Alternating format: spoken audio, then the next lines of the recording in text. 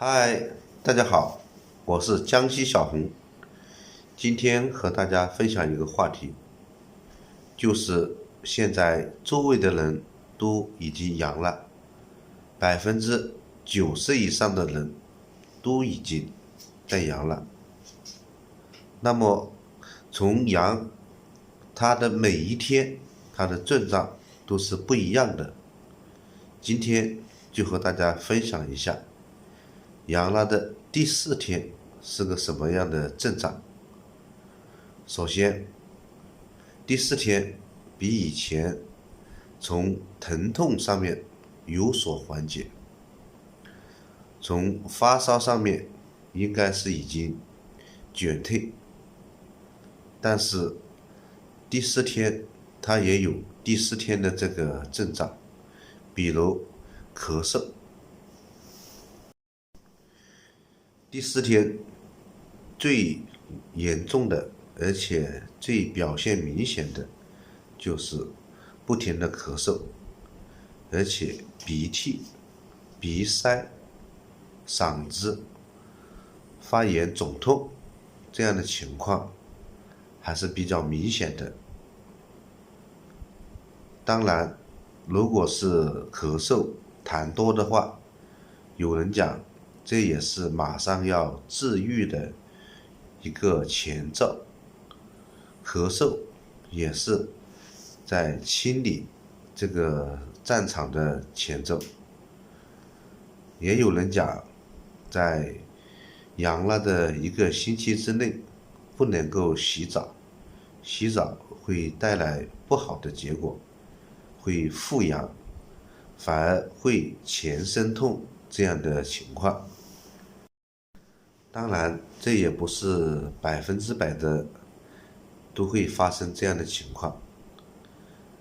像有些人，他这个阳了以后，他还是照样的洗澡，也不会影响到什么事情。所以，这个专家也讲，如果阳了以后，最好是第2次如果复阳的话，病毒会来得更猛烈些，而且这种症状会比第1次的症状更严重。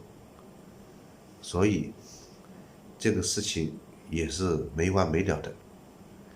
现在这个传染的概率非常大，而且传播的速度相当的快，这也是这个疫情大家应该是没有想到的。可以讲，这个疫情的传播速度远远超过了那些屁专家的这个猜测。现在是专家说什么，什么都会涨价，所以这个还是要靠自己的抵抗能力，而且这个病毒的感染力超级强。如果是第2次感染，真的是对自己的免疫系统是一个很大的挑战。所以大家还是好了以后要多吃鸡蛋，多喝牛奶，多吃蔬菜，提高自身的免疫力，尽量在身体条件好的情况下去抵抗这些病毒。好，今天的视频就分享到这里，谢谢大家的观看。嗨，大家好，我是江西小红。今天和大家分享一个话题，就是新冠疫情的事情。现在很多人陆陆续续的都开始感染了新冠疫情，当然我也没有逃出感染的命运。那么今天就和大家分享一下新冠疫情感染的过程是怎样的。当然，我觉得我的症状还算是轻的。首先，感染新冠疫情的第1天，口干舌燥，鼻子经常流鼻涕，全身无力，这是第1天的症状。第二天的症状是发烧、身上痛、吃饭没有胃口、头发晕，这是第二天的症状。第三天持续发烧，持续没有胃口，持续头发晕。今天我是第三天，目前是没有吃药的，主要都是通过喝开水加强营养，当然海鲜、白酒都没有吃，都是吃那些清淡的食物。这个新冠疫情目前来讲没有太多的咳嗽，没有发高烧，应该都是低烧，现在有一点咳嗽，药已经准备好了的，如果实在是扛不住，我认为只有在高烧不退的时候才会吃药，其他的时候都是会扛过去。像我们公司现在感染的比较多，办公室里面的8%的人都已经休息了，办公室车间大家都在休息，所以这段时间大家还是比较疲惫的，都在休息。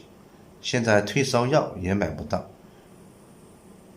以前想买好买，但是现在买不到，都是相应的相似的药来替代。新冠疫情如果得到了，真的是不好过的。当然症状轻要好一点，症状重的话，他全身无力、酸痛，那种酸爽的感觉真的是比感冒严重多了。我们的同事也有早一批感染到的，现在头不痛了，胃口也有了，但是胃口还是嗅觉失灵，咳嗽还是在持续的。这个咳嗽一下子是好不起来的，这个有个过程。你们周围现在是不是都感染了阳性？你们工厂现在上班的人是不是少了很多？新冠疫情自从放开以后，这个是必然经过的过程，所以大家也不必恐慌，多休息，多喝水。如果实在是扛不住，就吃点退烧药和感冒药，其他的也没什么大不了。所以怕就怕变异重复感染、重复反阳，这个是很可怕的。好，今天的视频就分享到这里，谢谢大家的关注。